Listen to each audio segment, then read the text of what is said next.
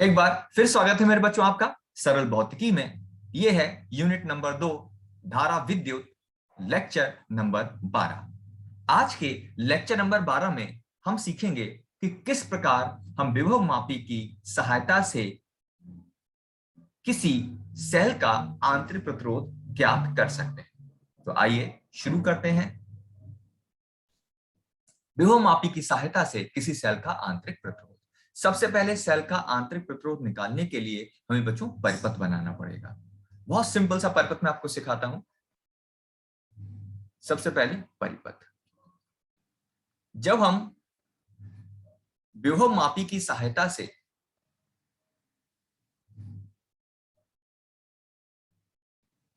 किसी सेल का आंतरिक प्रतिरोध निकालेंगे तो उसके लिए हमें परिपथ क्या चाहिए होगा।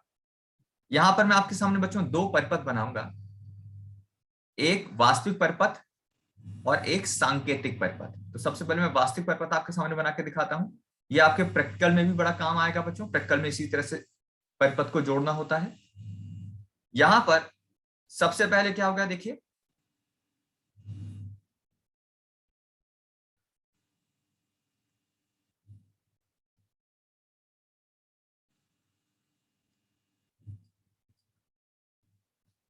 सबसे पहला काम क्या होगा, सबसे पहले जोड़ेंगे बच्चों उसमें प्राथमिक परिपथ। प्राथमिक परिपथ में क्या क्या जोड़ा जाएगा उसको समझ लेते हैं। सबसे पहले प्राथमिक परिपथ से क्या जोड़ेंगे, एक बैटरी जोड़ेंगे। ये क्या हो गया, ये हो गया बैटरी।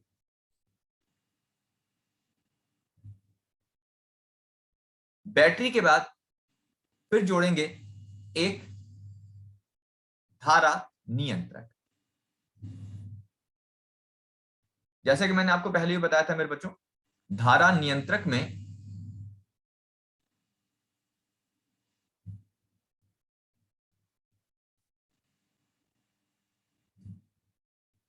इस तरह से एक धारा नियंत्रक बना होता है। इसमें एक तार तो ऊपर की तरफ जोड़िएगा और एक तार जुड़ता है नीचे की तरफ। धारा नियंत्रक ये इस तरह से आ जाएगा।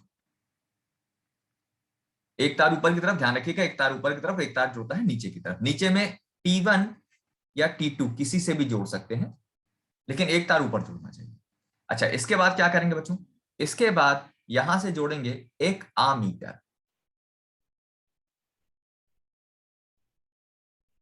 एक अमीटर जोड़ेंगे बच्चों, और अमीटर के बाद फिर जोड़ देंगे एक कुंजी।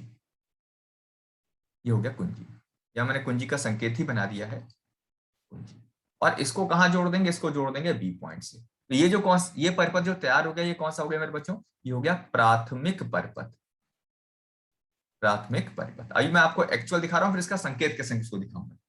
अच्छा, उसके बाद आप क्या जोड़ना है, अब हम जोड़ेंगे संकेत द्वितीयक परिपथ। द्वितीयक परिपथ में क्या करेंगे मेरे बच्चों, बी से जोड़ेंगे एक सेल। ये वो सेल है जिसका आंतरिक प्रतिरोध हमें ज्ञात करना है। अच्छा, ये थोड़ा इसको सही कर दिया जाए। ये जुड़े कहां से बच्चों, देखो ये जुड़ेगा ए से। ये ध्यान रखना है, जहां से बैटरी का धन जुड़ेगा वहीं से सेल सेल भी जुड़ता है बच्चों। ये हो गया एक सेल। सेल का एक पॉजिटिव इलेक्ट्रोड,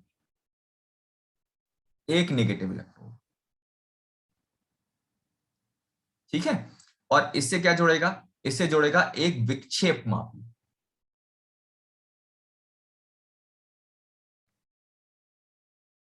विक्षेप मापी जुड़ेगा, जिसको इंग्लिश में गैल्वेनोमीटर कहते हैं। और बच्चों उसका जो दूसरा सिरा होता है, वो दूसरा सिरा क्या होगा, दूसरा सिरा जो होता है वो क्या हो जाएगा, वो हो जाएगा अपने पास, ये जुड़ेगा, मुक्त रखा जाता है, जिसको पता क्या कहते हैं, जिसको कहते हैं जॉकी। क्या कहेंगे जिसको, जॉकी। तो पहले तो परिपथ बच्चों ये इस तरह से होगा, ठीक, ये परिपथ जोड़ लिया जाएगा। अच्छा, परिपथ बच्चों जब जुड़ जाएगा तो फिर क्या करेंगे, इस जॉकी को क्या करेंगे, इस जॉकी को ए से बी तक स्पर्श कराते हुए गति कराएंगे, मूव कराएंगे, और देखेंगे कहां पर विक्षेप बच्चों कितना हो गया, 0, जैसा कि मैंने आपको सिखाया था लेक्चर नंबर 11 में। ठीक है बच्चों, तो पहला काम तो ये हो गया। अब देखते हैं, ये परिपथ जोड़ लिया, यानी सबसे पहला काम क्या है, अगर आप आंतरिक प्रतिरोध निकालना चाहते हो तो इस प्रकार परिपथ को जोड़ लो। ठीक है। अच्छा, अब इसका संकेत बनाते हैं, देखो ध्यान से समझिए इसका। अब संकेत देखना, देखो संकेत में क्या बनेगा। संकेत में मेरे बच्चों ये हो गया अपने पास, ये हो गया विभव मापी का तार। अब पूरे विभव मापी को केवल एक तार से निरूपित कर देते हैं। यानी यहां पर जो पूरा चौकोर सा डब्बा जैसा बनाया था, ये जो पूरा दिखा हुआ था आपको, जैसे ये दिखा था ना, ये पूरा ये दिख रहा है, इसको किससे निरूपित कर दिया, इसको केवल एक तार से निरूपित कर देते हैं। तो ये अपने हो गया देखो ए बी विभव। ठीक, अब इसमें क्या जोड़ेंगे, इसमें जोड़ेंगे प्राथमिक परिपथ। प्राथमिक परिपथ में क्या क्या जोड़ेंगे, प्राथमिक परिपथ में एक जोड़ेंगे बैटरी। अब देखो ये सूचक किसका हो गया, बैटरी का। फिर क्या जोड़ेंगे, धारा नियंत्रक। अब धारा नियंत्रक का सूचक होता है ये। फिर जोड़ देंगे एक अमीटर, फिर जोड़ देंगे एक कुंजी। तो ये कौन सा परिपथ बना दिया मैंने, ये परिपथ बना दिया आपका कौन सा, ये परिपथ हो गया मेरे बच्चों प्राथमिक परिपथ। अच्छा, अब द्वितीयक परिपथ कैसे बनाया था, उसका सूचक क्या बनेगा, ये हो गया द्वितीयक परिपथ। ये हो गया सेल का सूचक चिन्ह। ये वही सेल है जिसका आंतरिक प्रतिरोध हमें निकालना है, मान लेते हैं ये आर, और इसका विद्युत भाग बल है ई, इसको ई डी कह देते हैं। ठीक है, फिर क्या जोड़ दिया, ये जोड़ दिया एक विक्षेप मापी, और इसका दूसरा सिरा खुला छोड़ दिया। ठीक है, जिसको बोल देंगे जॉकी। ठीक है मेरे बच्चों, यहां पर किसका, फिर समझ रहे हैं ना, हम किसका आंतरिक प्रतिरोध निकालेंगे, ये जो मैंने डिब्बा जैसा बना दिया, इसका हम आंतरिक प्रतिरोध निकालने वाले हैं आज। ठीक, जिसको कहते हैं सेल। अब क्या करेंगे, सबसे पहले परिपथ को चित्रानुसार जोड़कर, परिपथ को चित्रानुसार जोड़कर जॉकी को विभव मापी के तार ए बी पर, परिपथ को चित्रानुसार जोड़कर जॉकी को विभव मापी के तार ए बी पर, विभव मापी के तार ए बी पर स्पर्श कराते हुए गति कराते हैं, तथा वह बिंदु ज्ञात करते हैं, वह बिंदु ज्ञात करते हैं जिस पर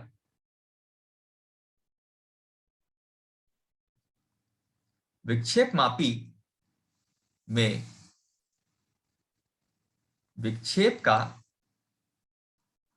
मान 0 हो जाए।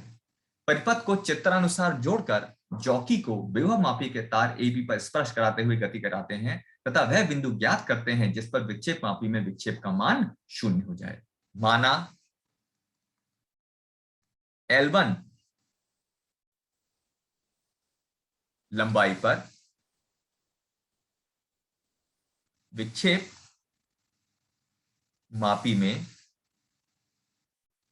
विक्षेप 0। अब मान लेते हैं इस अवस्था में जब उसको यहां से टच कराया मेरे बच्चों, तो टच कराने पर क्या मालूम चला, टच कराने मालूम चला कि कितनी लंबाई पर 0 विक्षेप स्थिति मिली, L1। ठीक है, अब जरा सुनिए और समझिए। 0 विक्षेप स्थिति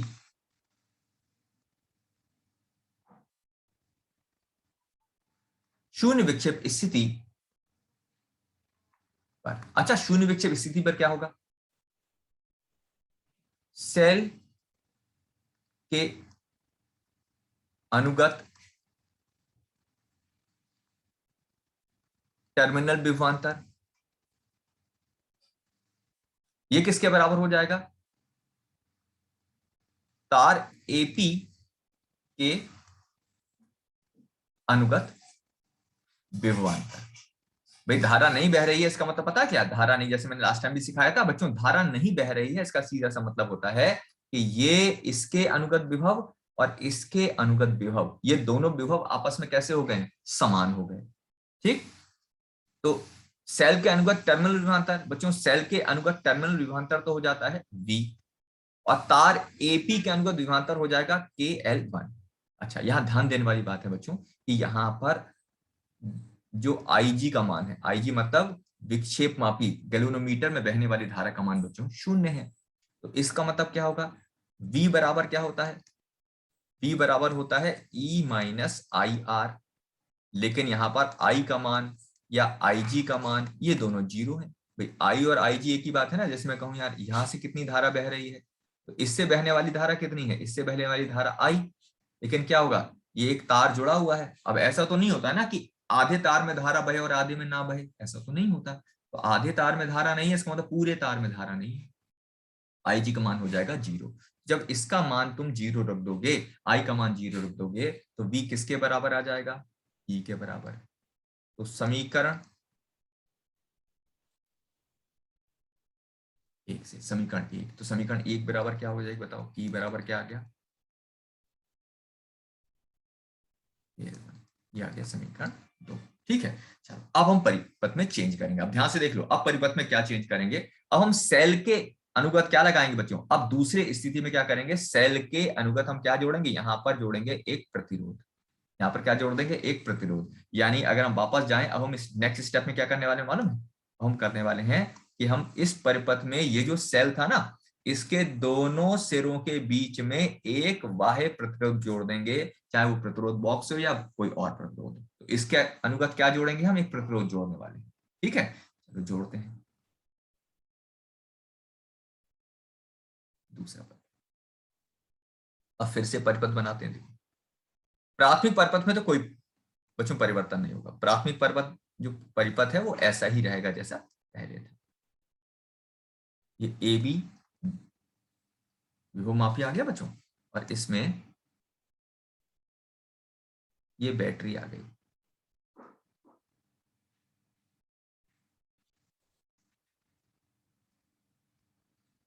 ये आ गया अमीटर, और ये आ गई कुंजी। ठीक है, ये आ गई कुंजी। ठीक है बच्चों, और यहां से क्या आ जाएगा देखो,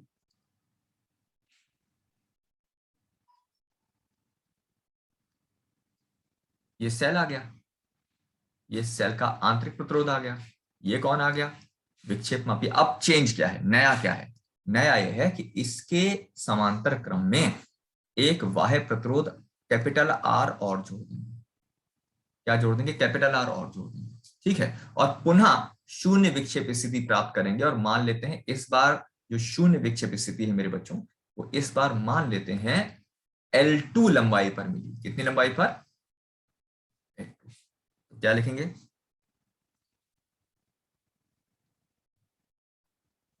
कौन सा, द्वितीयक परिपथ में। हमने कहा चेंज किया बच्चों, द्वितीयक। द्वितीयक परिपथ में सेल ई के समांतर क्रम में एक बाह्य प्रतिरोध, एक बाह्य प्रतिरोध आर जोड़कर, एक बाह्य प्रतिरोध आर जोड़कर पुनः शून्य विक्षेप स्थिति, पुनः शून्य विक्षेप स्थिति प्राप्त करते हैं। माना इस बार शून्य विक्षेप स्थिति L2 लंबाई पर प्राप्त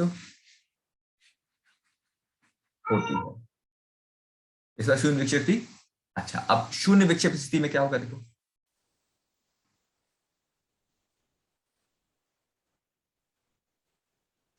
शून्य विक्षेप स्थिति पर फिर से वही सेल के अनुगत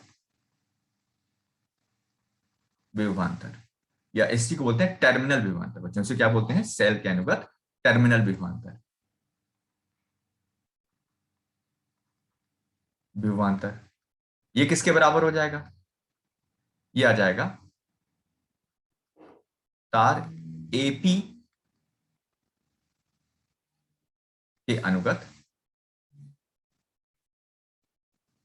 विभवांतर, सेल के अनुगत टर्मिनल विभवांतर और तार एपी के अनुगत विभवांतर। अब सेल के टर्मिनल क्या होगा? ये तो वी हो गया, ये आ गया के एल, इस बार के एल। अच्छा, इस बार विशेष बात क्या है मेरे बच्चों? इस बार जब शून्य विक्षेप स्थिति मिली, बहुत इंपॉर्टेंट पॉइंट है, सारे बच्चे बड़े ध्यान से सुनिएगा इसको। शून्य विक्षेप स्थिति मिली तो बच्चों यहाँ आई जी का मान यानी विक्षेप मापी में धारा का मान शून्य है। लेकिन खास बात, ये जो सेल है इसके पास एक और रास्ता भी है। ठीक, जैसे मान लो लॉकडाउन हुआ, कंप्लीट लॉकडाउन हुआ। अब कंप्लीट लॉकडाउन में क्या हो गया भाई? बाहर नहीं निकल सकते, लेकिन अंदर अंदर तो घूम सकते हैं। जैसे मान लो ये क्या होगा? छोटा डिब्बा, एक छोटा सा गांव है, तो हम कहाँ नहीं आ सकते? बाहर रोड पे नहीं जा सकते। लेकिन गांव के अंदर क्या होगा? अंदर तो आना जाना बना हुआ है। तो इस बार क्या है? इस बार आई का मान 0 नहीं, आई जी का मान 0 है, बाहर नहीं निकल पाओगे, लेकिन अंदर अंदर तो घूम सकते हैं, यानी आई का मान 0 नहीं है। और जब बच्चों आई का मान 0 नहीं होता है तो वी कभी भी यानी टर्मिनल विभवांतर विद्युत वाहक बल के बराबर नहीं होगा। तो इसको ऐसे ही छोड़ना पड़ेगा। अब हमारे पास समीकरण 1 क्या आ गई? समीकरण 1 आ गई E बराबर के एल वन, और समीकरण 2 क्या आ गई? V बराबर के एल टू। अब लगाते हैं सूत्र।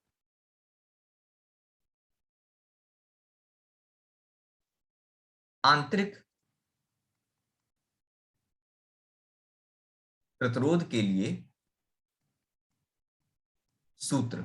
अब आंतरिक प्रतिरोध के लिए बच्चों सूत्र पता क्या होता है? आंतरिक प्रतिरोध का सूत्र होता है छोटा r, यानी आंतरिक प्रतिरोध बराबर बाहर जो कैपिटल R लगाया था, यह आ जाएगा E/V - 1। ठीक, समीकरण 1 व 2 से यार एक बार फिर चल के देख लेते हैं। समीकरण 1 किसको कहा जा रहा है? बल्कि 2 और 3 होना चाहिए। 2 ये हो गई और 3, तो समीकरण 2 व 3 से, समीकरण 2 व 3 से क्या हुआ मेरे बच्चों? समीकरण 2 व 3 से स्मॉल r किसके बराबर आ जाएगा? Capital R। E कितना लगा दें? KL1। V कितना लगा दें? KL2 - 1। उस छोटा r बराबर क्या होगा? Capital R L1/L2 - 1। तो इस सूत्र की सहायता से L1 और L2 ज्ञात करके हम क्या निकाल सकते हैं बच्चों? इसकी सहायता से हम किसी भी सेल का आंतरिक प्रतिरोध निकाल पाएंगे। तो उपरोक्त सूत्र की सहायता से हम किसी सेल के आंतरिक प्रतिरोध की गणना कर सकते हैं। ठीक है बच्चों, तो आज के लिए इतना ही। कल का लेक्चर यानी लेक्चर नंबर 13 बहुत इंपॉर्टेंट होने वाला है। कल मेरे बच्चों इससे विभव मापी पर तार्किक प्रश्न और आंकिक प्रश्न बड़े स्पेशल से होते हैं, बहुत इंपॉर्टेंट होते हैं। इसको मैं कल के लेक्चर में आपको सिखाऊंगा। तो आज के लिए मेरे बच्चों इतना ही। धन्यवाद बच्चों।